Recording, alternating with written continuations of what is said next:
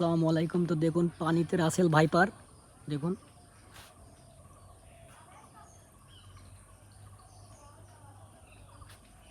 ও একটু আগে ছিল কিন্তু আমাকে দেখে কিন্তু উঠে গেছে। ওই দেখুন ওই যে কোনায় দেখুন ওপরে উঠছে। আমি একটু আপনাদেরকে দেখাবো।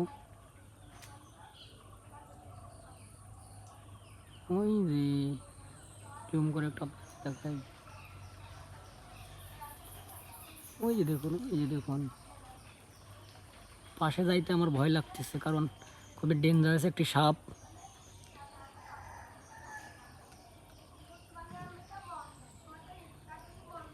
ওই যে কোনাটায় আছে, ঠিক আছে, এই যে কোনাটার ভিতরে আছে।